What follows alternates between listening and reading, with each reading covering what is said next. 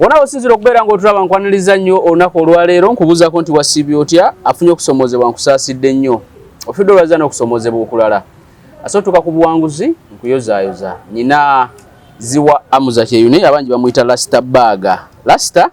tugenda kwogera naye ebigambo olunaku olwaleero agenda kusooka akubuuzeeko tutandike programu sebo tukwaniriza sooka obuuze ku bantu blessings all over mbabuuzaako ras bags wamuza kyeyune era nga bulijjo omusajja w'omugeto omusajja w'omunansena timuliyo mutya musiiba mutya musula mutya ngera otera obbagamba afunye ebizibu janno katonda yasinga omumanya janno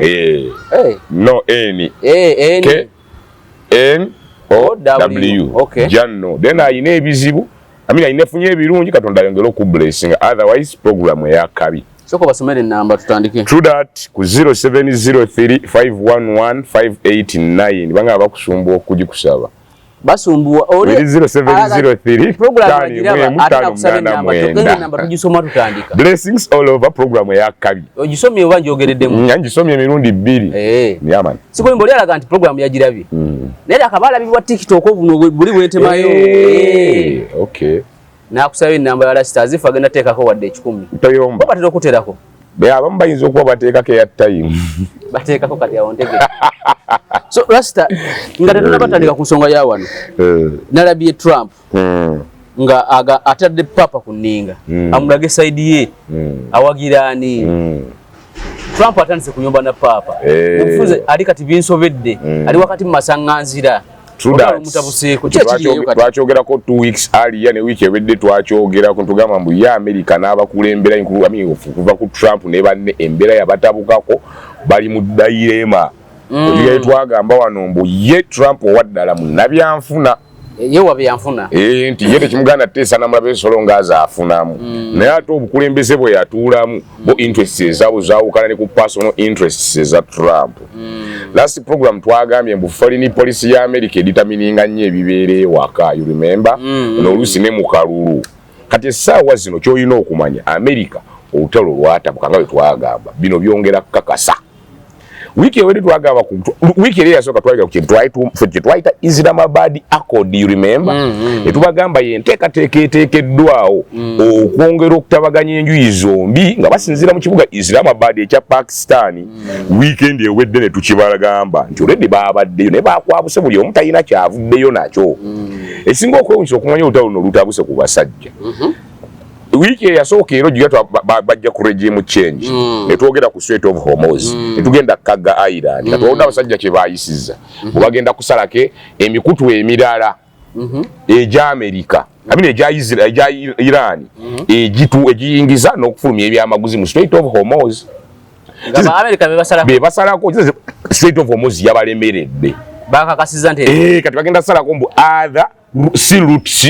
to and from Strait of Hormuz okuda nejinga mbu bo bagenzo kiraba nga yo Iran esigadde etunda amafuta kwa bagamba Iran amafuta geetunda mu luno olutalo geyongedeko ebitundu 14 ku 10 are you sure very sure okusizira kugebadde etunda gali nyene ebitundu 14 ku buli 10 mu mweno season y'olutalo ekisooka yekka yatambuzaawo amafuta ne banywanyi ba ab'emikago kati ate banywanyi ba ab'emikago era abasinga yabaguza including China, India ne Pakistan atenga bonna biga economy ne muganda wo Russia waggulu kwate yo Russia balina pipeline evamu direct mu Iran neita mu Caspian Sea ne yingire Russia kati yegabirako kwa abali osimanyi ta Kazakhstan betwayogerako wali waggulu abali mu northern Iran bagwamboka ga Iran Kazakhstan Azerbaijan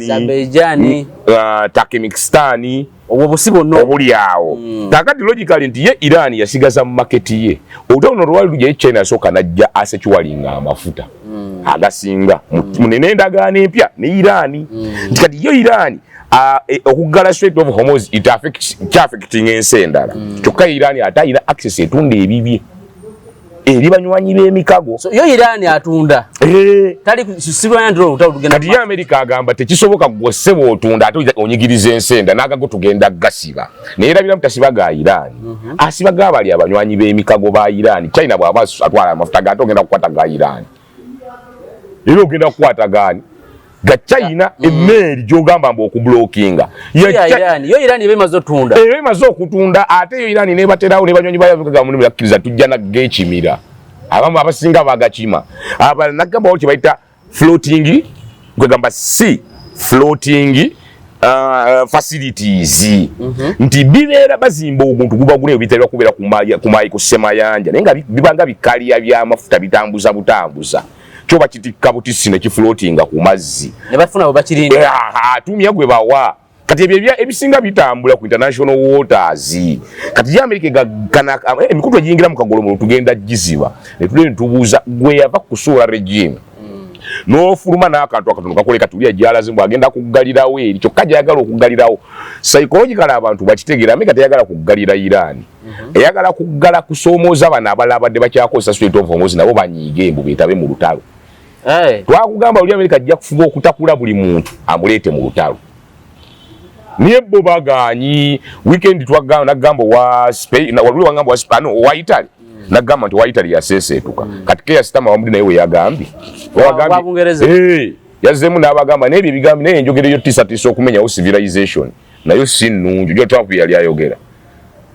kwega mu Iran agikubagize eri mabega naga kyakubiri enjogera yo netisatisa bannansi beggwanga lya Iran tugivumirira olw'ensonga bwe tuba tukikkiriza nti gavumenti ya Iran ebadde etulugunya abantu abo okumera emyaka egisukka mwana kati naye bw'ovaayo ng'otiisatiisa batiiseetiise kulaga nti ogenda basaanyaawo eyo njogera tugivumirira Keir Starmer Bungereza bino byonna byongera kulaga nti banywanyi b'emikago bo bagaanyi ne lwaki America atandise oleeta olukujjukujju ayagala tandika kunyigiriza bana abalala mbunaawe abadde akyagozaka Ireland wamini akakutu nga tebikwatako mbunaawe bikukwateko onyiige naawe oyingire olutalo zino zonna zikyali dayirema nina ekintu kye nabadde nsoma omanyi lwaki Iran yaganye okukkiriza ebintu mu Islamabad byonna America byayogedde byagiremye mu lutalo tegenda bifuna ku mmeeza okategedde wajja tagenda kukola nuclear ku mpaka kwengezo lutalo zogereza kuleeta mu lutalo ne mulemerera ne mugenda mu ceasefire kalate ku ceasefire no yagala obiteekemu ku kibuli onu table mu Islamabad twagala kino ne omwirani yagaine nedda sebo bikulemye kufuna kumanyi ate yagala kunga kabifunira ya kwabusinda ddayo obotegedde logic ya mugambo bikiba kisoboka jangu nagamba mu tactical America ya losing olutalo olw'ensonga ye yalumba omusajja n'aluma jiko n'ateekawo e condition America n'azikiriza n'agenda aziyite n'akatu yatuse n'ayagala okwefuula ko mwira ntekisoboka azisiva ku nsonga zange ne baabuka mukwabuka America enoonya kichezaako kwe kuleta kino kyaga tugenda kugalawo emikutu ejiyingira n'okufuluma Strait of Hormuz so kati byamulemye ofuna mu lutalo ng'emmundu eka akasaba bifuna ku mmeeza nga tasobola kubifuna ku mmeeza tajja kubifuna how sure are you nti nze nja bikuwanga mu maanyi olemereddwa mweso wadi yagala twala saati yange mu maanyi nenjiremererwa ate ne tutula ku mmeeza tutese njikuwe olaba mba nkyagikuwa ninakubanga njina mu ngalo ne tutesa njikuddiza ntya era tutikawo enkola in terms and condition tugikuddiza kigenda babu ekiti njambalamu nange ewiiki naawe ojambalamu bwoti naye olwedde njiremedde ate ngamba otyambu ebyamaanyi bigali tutule ku mmeeza awo dayirema nejja kati America nagamba ekyanoonya kikyeyagala kubajjukira America teyagala swala ebintu abyogerako eri teyagala va mu lutalo ng'eswadde kati bino byonna byeri kale katuzibe wano katuwambe wano katugalewo wano nejjukira nagamba ono omusajja luno olutalo si lulwe twakyogerako mu Irani eno proxewo nga neswadde yonna gyalowooza oleeta waliwo atudde eri ku ttebe ennene ali mu kusenda chessboard amenya mmenye ye mu China nagamba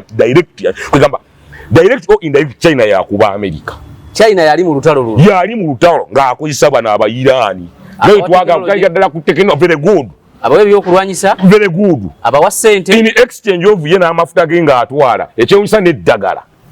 abawa kane batula side board wano eno wetera okwogera BRICS countries side board wano waliwo mu Russia oli komini we bakuba abakungu abamu abasimattuka mu Iran okujjanja babatwalako e Moscow okubajjanja kikulaga behind olutalo luno waliwo abatudde wali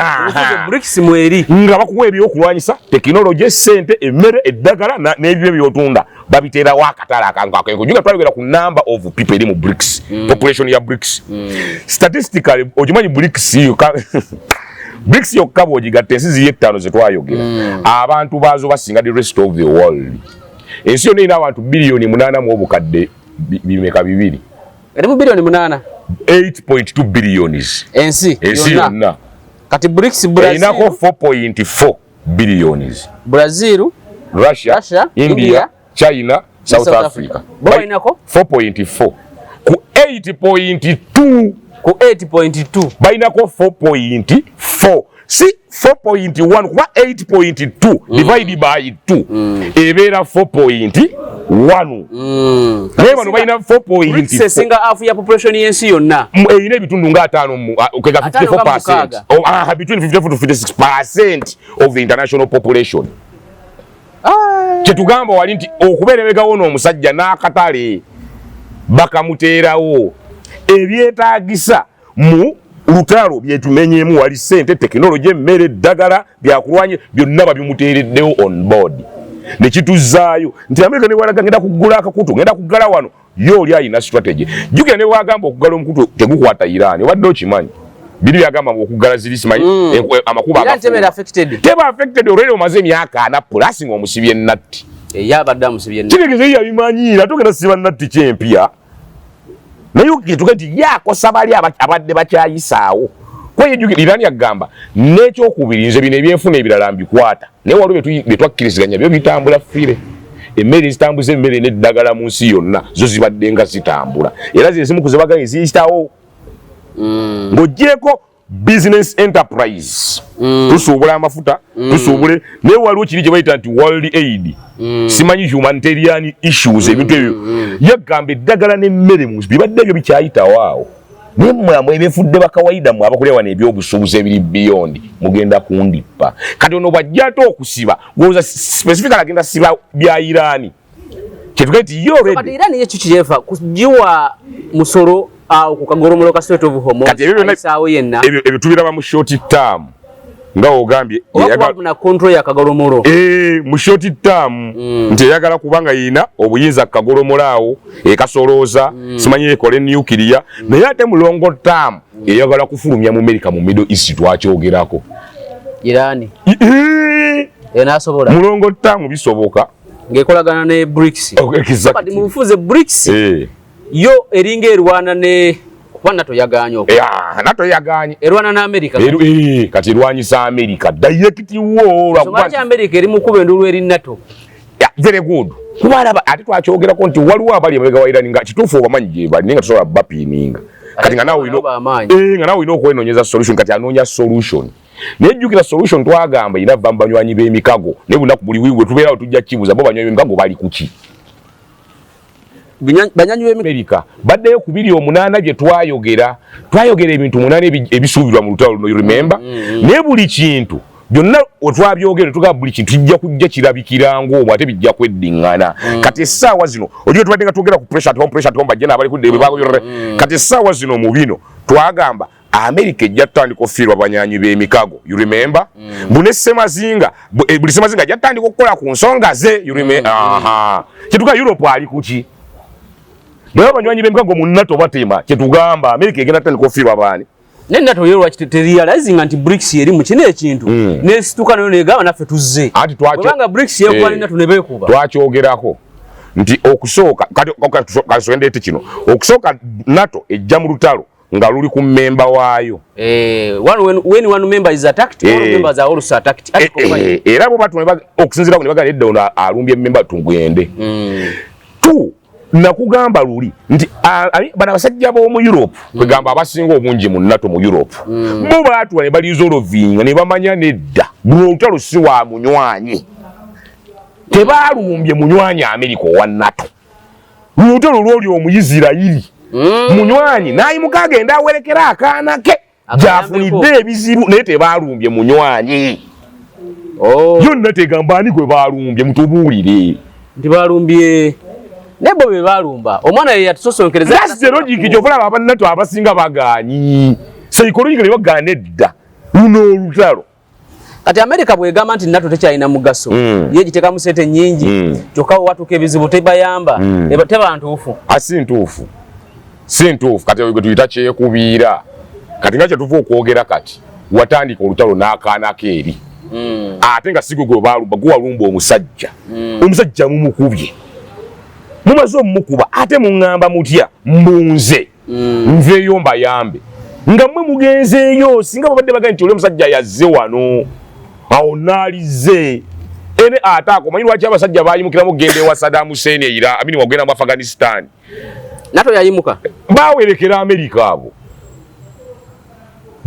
America bonna abo genda mu Afghanistan nayo manye ensonga anti babagamba batukubye bomu bili gumu munnange febe balumbi batukubye bagita hot pasu oli wadembo nnonyo omulabe pake yeyo je yekwese kasitoba n'obujulizi kasaba akosezza omukuba member awo it was reasonable America yatera abantu reasoning ku meza yagasajja atukubye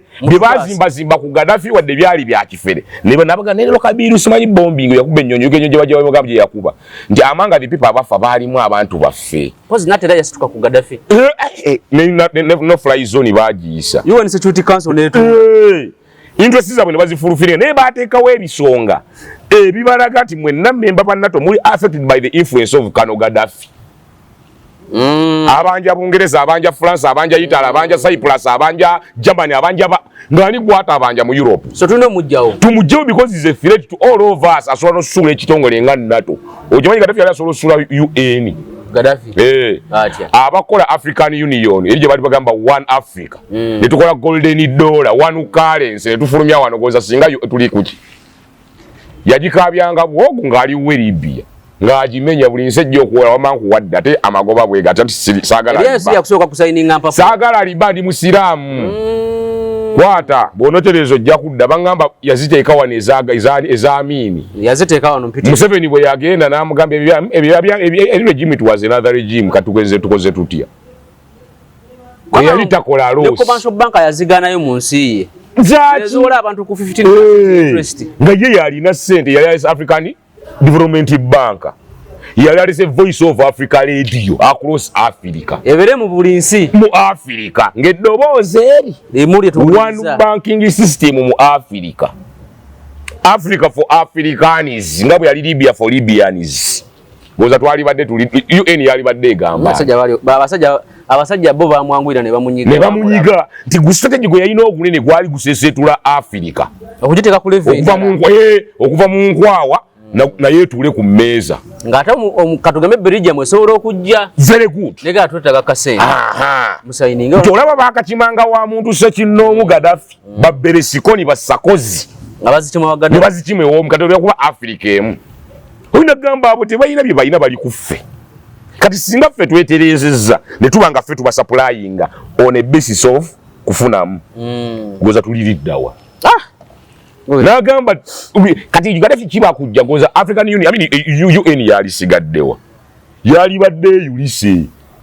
so tugenda kugamba ki nti bino byonna tugenda bileta ku kiri kye twagamba nti buli continent yegenda kuddayo ekole ku nsonga zaayo era America egenda tandika okufiirwa abanywanyi b'emikago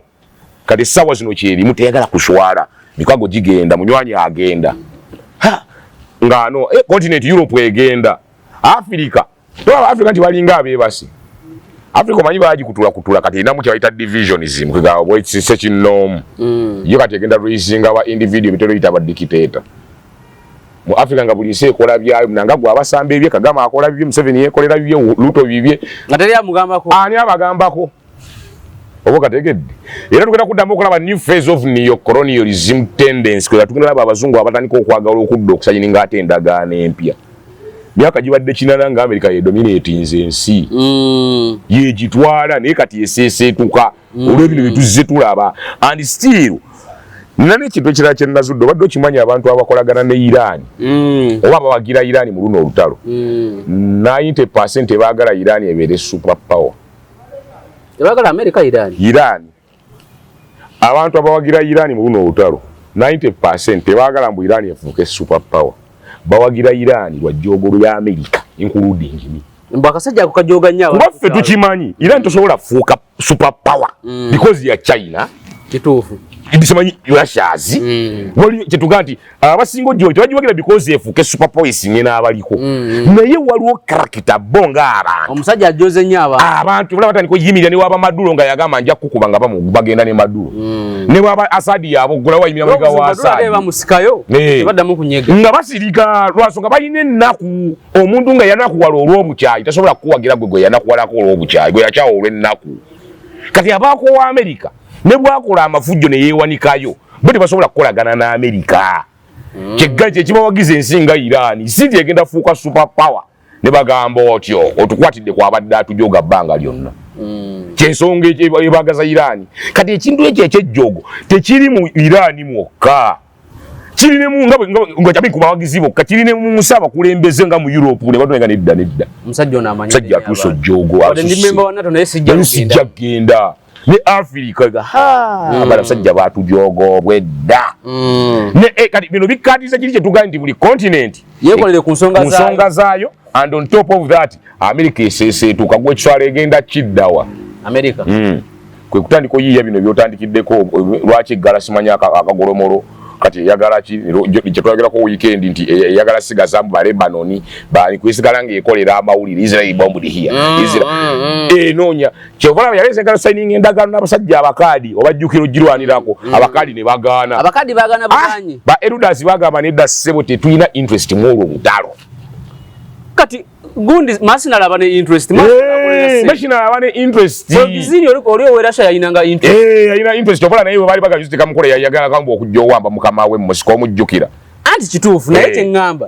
nti masinala yakolera sente yeteeka sente kuzayagala ku meza embo ye mundu etandiko kati bomalo muwa sente oba bomalo musubiza sente addayo naye naatuula naga nti kaka tufuna mu kituufu ogenda tuwa sente naye what next kubanga progizini ye ekiki yateeka ku meza yagamba nti ffe twakoleranga ku biragiro byaffe nituwamba obubuga bakuboti bwani tubagamba nti tubumaliriza kati omusajja agamba tulina genda ku sikuriputi ye n'agamba katulumbye Moscow kati ekyo kyekikulaga nti yajja ng'asasulwanga mu mashinale naye nga ye alina byalowooza mbu yavuga sikuriputi kumbe olutalo lwa Ukraine lulina script ndala yaba general naye ate bana abawalabu abasinga mu Middle East interest wadde ba machinery balwana ne interest esooka mulimu abalwanira eddiini ngero manya nti government teyimira bulungi na busiraamu bo bajjanga ba machinery no mata bazze batya mulimu abakowaliji musajja bayingire Syria okusula government ya Assad beyamala okugone baddayo Iraq ne batuula government egudde kati walo gwe nalabye bamuyita angel of death oba mulabyeko Bashar al-Assad yatema Abamerika mu Syria ne Iraq wo muganda wange yayingidde Iran chuwa Allah ali kusaidi ki mu Iran atagera lwanira na ba Iran alina kiri ekirevu ekinene bwekiti atambula n'akabazi n'emmundu heve bwata ino mubiri bali abasajja abanene abawaggufu basoja sasiri kumaliriza nawe tolinyumiza mubiri naye yakatta Bameka choka matali ku hit list ya America kati kwali naye kyekimweta nerinda ko nga ekyo lwana kisubira isemu olwensonga nti wadde machinery asasulwa niyo olusi nabo bona baba ne interest tamalaga genda ate zatajja kugamba mu Middle East olutalo lwali lwatuukira ddala nga lulimu interest nga twogedde ku ddiini kanalo lwalimu amawanga nti Uganda God forbid tuyinza Sudan South Sudan basobola olwanira obuyinza naye nga ate baddeyo balinamu kali akabagamba akikulu abadinka wamma abanywelo kaakati ate ne baana basajja gye bali naye nga batuuka ku ground balimu abashiya balimu abasunni simanya twabyogerako the other time kati abo nabo balina kye bayita interest ayinza okujja okulwanyisa gavumenti ya Saudi Arabia lwansonga mushiya Saudi Arabia basunni nekola je bakola musiye najirwanyisa olw'okusonga mushiya kati bwamala ato gisula ate nakola nawe atali musiraamu fuluma wano obo kategedde gwe nogana nakolagana n'omusajja nanwanira ko olutalo nanwa kati kankweyo history omusajja bamuyitanga Muhammad okusasala emini bebe kuye Muhammad yali mubaka yalwana ko olutalo lwa mujahidi n'awamba ekibuga kye bayita Jerusalem mu Middle East ebiseera ebikadde bwawambawo kati papa w'ebiseera ebyo mbasera bidozo yali papa oba Constantinople oba yali n'ayagala ekibuga ekyo mbwate naye akiwambe ku Muhammadi kye yali awambye ekye Jerusalem jo bakirwanidde emyaka 10 we bayita Jerusalem mu Middle East. Jerusalem tekisangibwa mu Isiraeli baga nti kibuga kya Isiraeli kati awo bajjawo ng'abafere tusooke tubajje kuba twogera kugiri emyaka emikadde ng'omubaka akyalwana kati abasajja okuva mu bwakabaka bwa Roman Empire papa yaliwo ebiseera byo n'ayagala ate naye akisuuze bamujahidini ba Muhammadi akibajjeko Muhammadi nabwe tugenda leeta nno jogo lyoggwe tugenda kwekuba kati we batandika Muhammadi yaddayo naye n'akuŋŋaanya abantu olw'ejjoogo beekuba abawalabu abasiraamu ba Muhammadi aba bavamu obuwalabu bakuba abayita abaroma ne babafunye ne mu kibuga ne mu ttaka baali babeerawo mu ttaka ewali capital city yaabwe actually capital city yali Constantinople babafunye babaddusa paka Italy ne badde Italy actually abo abasajja abawalabu be bamu kubasooka okumenya Roman Empire kwega basinga osumu wa Roman Empire naye logic yaliwo nti bali abasajja baleetamu embeera y'ejjoogo bwe baleeta embeera y'ejjoogo bo ne balowooza nti bagenda nnyigiriza ono Muhammad asose n'alwana olutalo lwe okunoonya obwenunuze naye bwe baddayo eri baateekamu enjawulo kati ono n'agamba ababe abo n'enzikiriza yaabwe ya Allahu Akbar tetubaagala n'olina ddeyo n'agamba abo abantu baabwe tebaatuula Allahu Akbar naye ng'eno jeno kifaananyi balwanira kibugaani Jerusalem naye wansi ne mujjamu doctrine y'amaki bajja on board ne balwa ntusula eno government kumbe government gye basula boye baddayo on board bagale tugisula lwasonga Shia fa abasuni ne wasiya fa abashia ne bagirwanyisa naye bwe bamala olulwana ne bagguka nga bagaka naawo ate kola ki vao kati Trump kiki ekimulumbya papa very good nsonga y'olutalo luno papa okusoka papa ali mu Africa okadekedako ali mu nsi kati sawa zino kati sawa yasuse mu Algeria gye yabadde jondoza ne leero agende Cameroon agende ko mu Angola ne mu Equatorial Guinea nsinya naye agenda mu nnaku 12 wano kwega yaze 13 jo then agenda fuma nga 2 ndoza nga munya mu 5 now kati papa ina we yabadde nga omanyi kusaba nakola statement nga agamba mbu abantu bonna abalina obuyinza bali badde basooka kunoonyanga mirembe seeking for peace not violence nagera yakondeminga abo abalooza nti balina obuyinza n'okulumba okulinnyirira ensi endala kayayogedde ebigambo teyamentioninze Trump n'ekigaali kye kati yuga Trump bamuyita mutanywa guteeka abula yiba aba nagenderawo ku mukutu gwe jukira ayina ogwo gwe tebagusensalinga yeyeeterayo ebibye n'awandira papa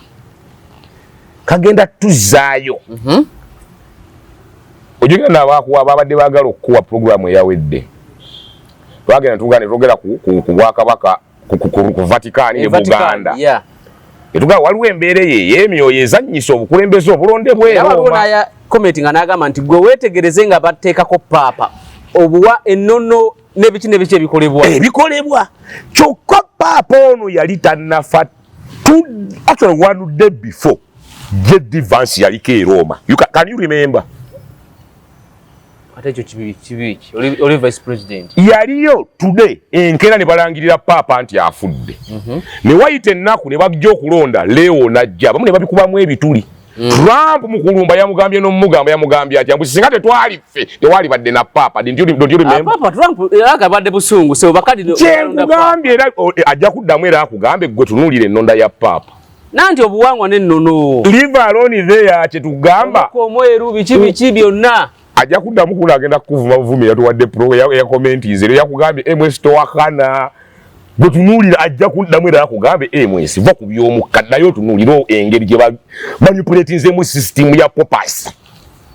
kyokama America nayo yagiyingiramu America badde yagala kuwamba everywhere lwaki yasooka kuoyo nga byakatandika ne mugamba munnaye baako statement naga sibiriimu abasajja bali mu kisiibo olw'e Ukraine ne Trump kati yata siba kigambo kye nawo zambu singale twali feggo si haina kyama that's the logic twali eno nga tusera abakatuli kino eno bafaaza ababishopu beno bonna balinga mukuba kabonero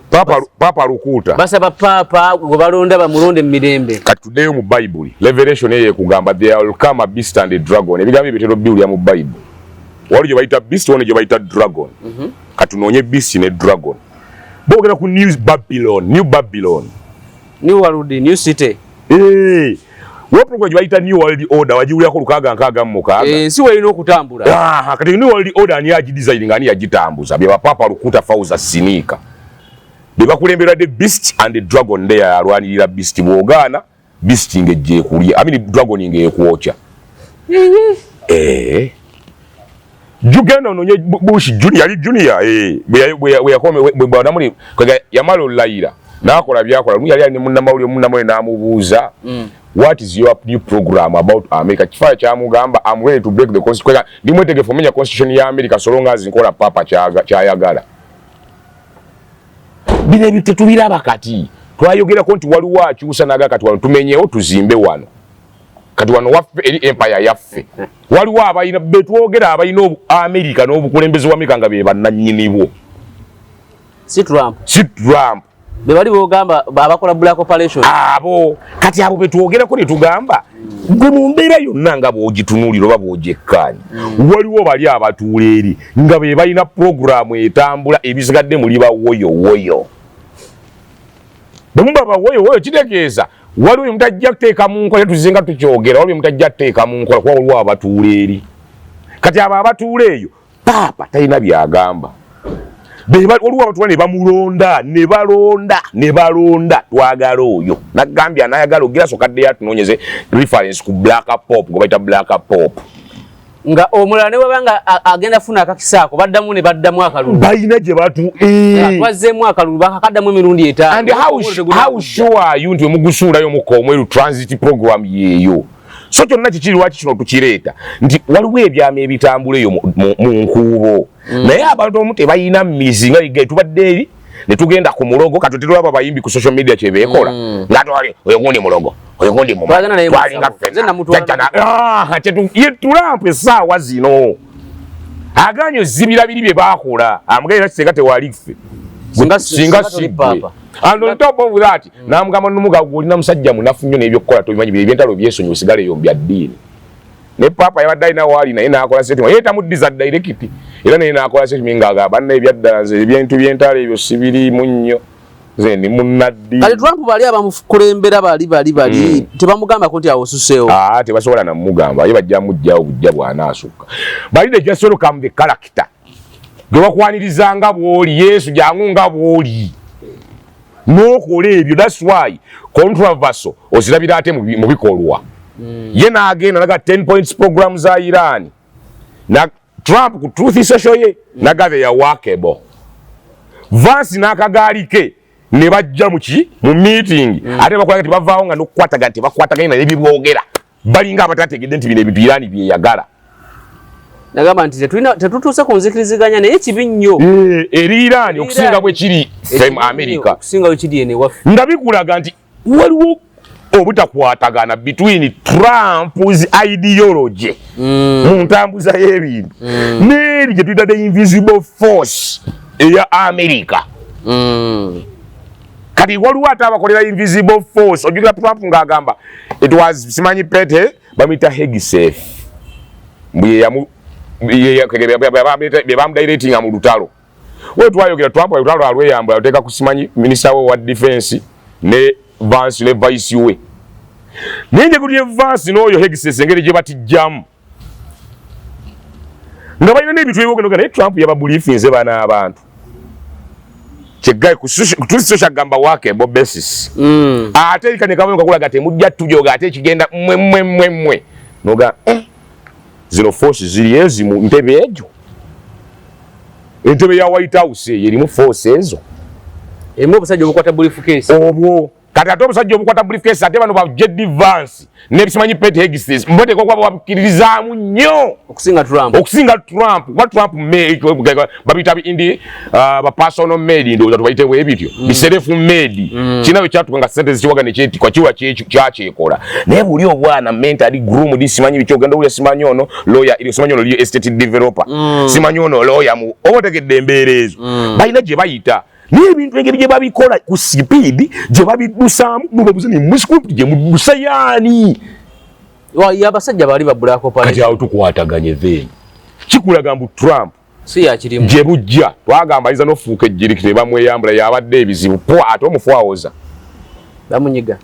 omufwanawo America mache kitegeeza nkimanyi lwasonga na Abraham Lincoln yali waabwe ne F Kennedy naye wali okwettira abakulembeze za nsonga anti abo balumbaganyi be babalumba bani ate okutooza bakutta batya goza Trump we bamuyise sasi kutuli ate sobola kukwata mutwe bali bamugamba nti wetereze ezo zonna ziba warning tereda mulayini logically beatinga security ya security service anti logic ye tegeza nayo yawe very good so kati okumwejjirawo kyangu ate bamuterawo incident nga yakijega walabo omwana gwe bakwata mbu buno gwe extremist simanyi omuvubu ebyo ne bakuwa kadogo nga nakadongo ate ekyewunyisa nno kati ze kambuseeyo n'abantu abo bana sibe batta MS basobola okusanga kugenda kuba Arnold ye mukulembeze nojje ne basindika baga ne bagamba baga ogenda kuba Arnold ye mukulembeze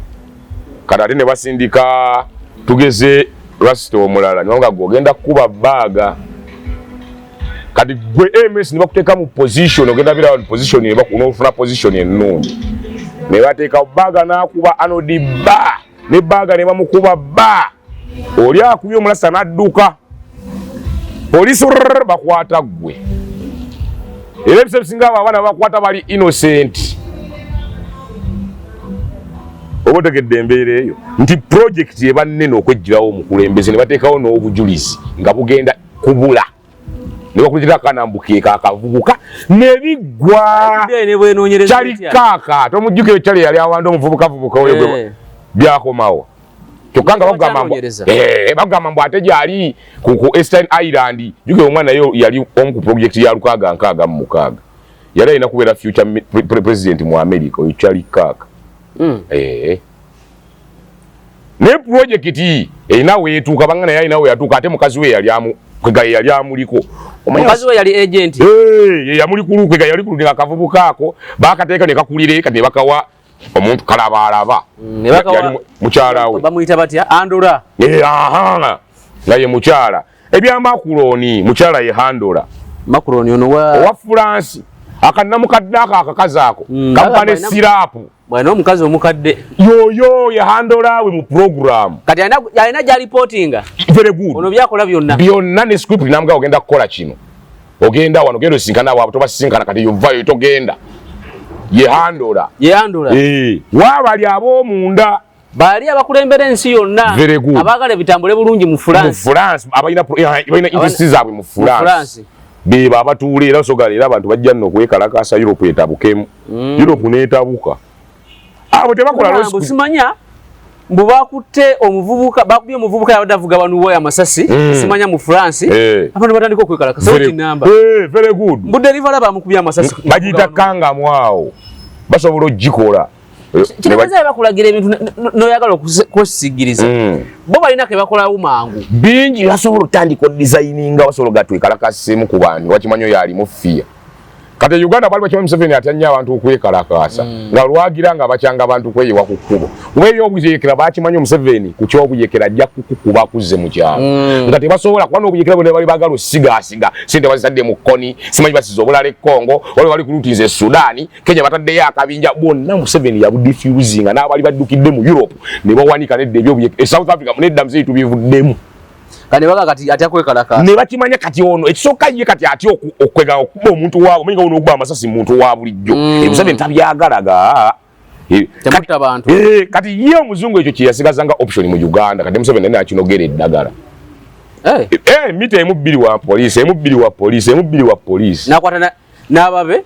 n'abanyiga ba agent be n'abanyiga mu opposition ezama wategedde kati naye n'aginogera eddagala kati meeting zonna ezitambula ekirezo okwekalakasa azifuna abazimanyi kuba ye yali kyali kisigadde nga kimusumba era baga akagifuluma nga baga mbadde meeting ne mwogera mbadde kusaba togera bayite eggulu mujje wano kujja apa ne baga tugenda mu kulonda naye twawulidde mwe mwagala kunga abavubuka bateekewo embeera mbu ne banalemu okwekalakasa fuza mbajja kukwata ku majambi yambu balage ku bantu abamu bavayo bakutte ku mitwe nga beewuza omusajja oba yabitegedde atya tuba tulyawo nga muwanga kivumbi ye tebimuyoleddeeyo era Museveni yagamba mbu waliwo yabeera mu State House nga meeting abavubuka abo very good ng'abamu ne jjajja muto abasinkana gati mwana naga kati gwe ensonga yo ogenda sinkana jjajja mumaani bw'abamu baafukamira amavivi ne bagaba ne kituufu tuba tubigendamu ne mutusonyiwe ekyasinga okubeewuunyisa gwe gye watudde eri mu ntaana yo n'oteesa walayo omusajja n'abakuga tugenda singa gwendo tuuka omusajja n'akunywa byonna nga bwe mwabiteesezza walayo omusajja kyeyamaani bamuyita Kabuuka ntera obeera naye wa DF ekyamujja mu NUP akalu ka 221 we kaggwa yakwata ekkubo ne bagendako mu woteeri emu nga bali abantu nga 9 abakulu babayise bakole strategy bagenda kikola batya buli omuntu aleeta obukodi obwe tusobola okokya ebipiira waitawo ennaku ezo sajja abajjanga bazogula ettaka nti ono ekyamani w'ekyalo tutereko ku mukono biki yali ani mu vesti kanyambala esaati wano tugende ku office agenda okugira abamuteekako kikabuuti nga bamuyingiza drone nga bamuvuga bamugwa distance kuva wano paka wali nga bamuzanyira butambi bwo audio yukira bwali bayingira meeting babajeko amasimu bonna babazizza bonna naye bo tebayazizza bakulu bali abasatu baba ku kitebe babazanyira butambi nga byonna nga we yabyogedde naye bifo nga tebanamuzanyira butambi bamugamba meeting gye wabaddemu ku hoteli and yabaddemu biki bye mwayogedde sala bajja n'ayogera buli kimu naye ekyamuyamba nti yayogera ebyo byennyini bye yayogera mu meeting ne bamuzanyira ne bamugamba ekisisoso kuwonya kwogera mazima nawe kati kigerero kyamu kyabadde ekyokuva olwo kasajjawo komera bamuteka ku odi Kampala n'ava nga gyali kyamani w'ekyalo bwe yabiwona ate ekintu kya gavumenti eringa katonda bw'omusobya ne weenenya akusonyiwa oba otegedde nziza gyetulina Katonda ye gavumenti bw'ogisobya naye ne weenenya ekusonyiwa era oyo bwe yayogera amazima yamuleka kitegeeza nga w'obyogedde ogenda kuddamu bikola ye n'akita taddangamu kulinnya kwene yupi eyo yabesonyiwa yamanya nti bano abasajja ba agent ba nange enkoyo senali endala ku kitebe simu ya dokita nebula ogijjukira tugenda otuuka dokita bamukima inje Kenya ne bamuleetera obujulizi obumu ku bbo obw'amaloboozi nga bagamba ate buva ku simu ye nga ne simu ye gyeri mu ate nga budde ku kitebe naye nga yabulira ku kitebe kyani kyeni yupi ukategeddaako kyegga nti Museveni yanoonya how to diffuse abantu abayiwa ku kkubo ababakunga ni munyagwa yanga mate kyasinga okwewunyisa dokita nga bakamala musikako essimu ye dokita batracking essimu naye nga bagira betambula erinnya mpaka mbuya ku sipidi ekike kyagunanga information bagiŋŋambako ku sipidi ekike kyawagulu ngedduka n'akubira omukulu namuga waaye essimu yange omukulu namu kankyogere ne chairman ne bakubira Nyanzi namugamba abaana bagenda gireeta kumbe kati kiregeeza abo abakulu bombi baali bamanyi ku nsonga noono gwe yakubira mbwaŋŋambi bagenda gireeta yalyani Kapiteni Lobongo yakajambo bakoze omulimu ogw'amaanyi kati ebyo byonna omusajja yatwa n'agamba nedda what is the main challenge over miki ekisinga okunsoomooza mu bintu bino tibasigadde bangayo twagala okukyusa gavumenti bekata bakalulwa ku Museveni yabasookayo ye buli myaka egi anoonya akaluluke mu mbeerayo oba mu bulungi oba mu bubi ne tugamba kuba genda mu nsiko teriwa ku application weetwala kasitooko weekiriwo ne tugambye ng'olumba ne tugambye awo yaggalawo gezo gyeyo omutwe ne tugambye ekyokusatu byebya okuyiwa abantu mu kkubo oba ku nguudo ebyo Museveni ye akimanya n'aya how to diffuse it gomanyi nti ne buno organization simanya kano kalimu abavubuka b'ekibiina bweki kano kalwaniriza ddembe oba wonna abulina mu ba agent very good abanyigamu ate eyo ye gavumenti eyadda that's your government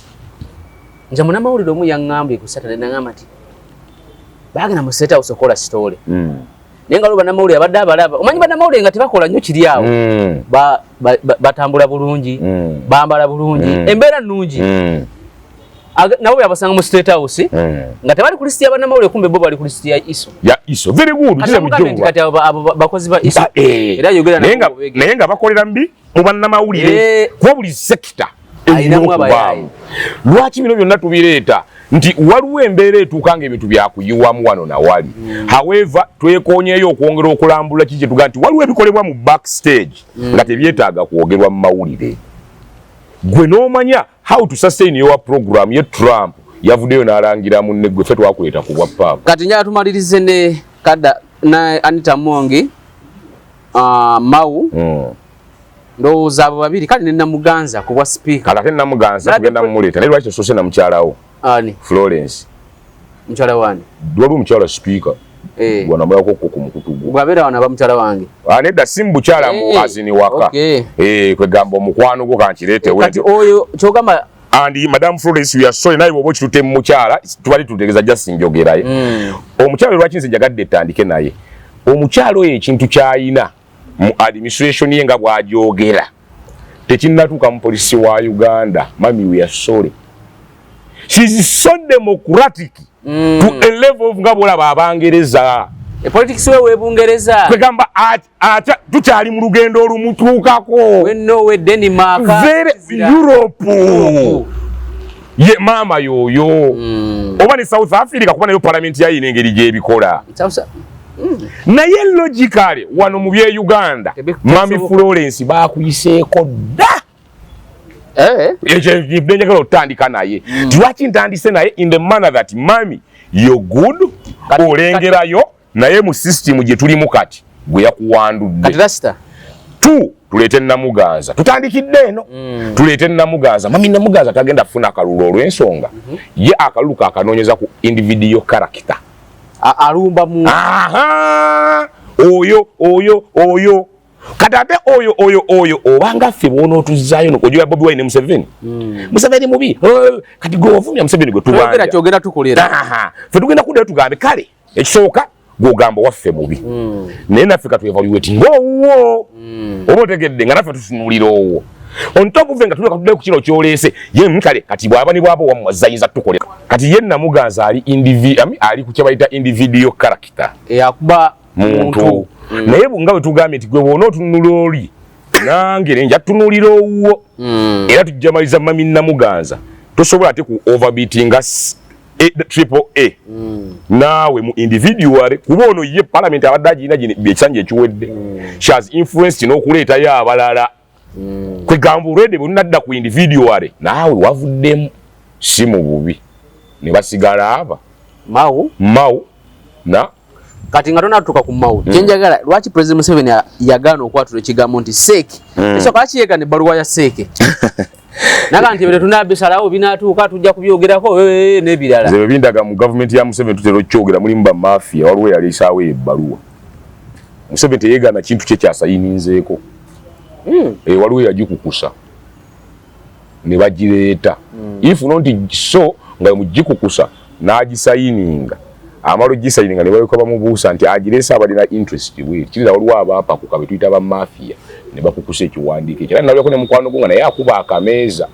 ebyekiwandiiko ekyo naga ne timeline yaakyo si entuufu si bwe budde bukyali kirina ofuluma tubirabye kati president yagiyeegaanye still President Museveni tayagala mmenya abantu be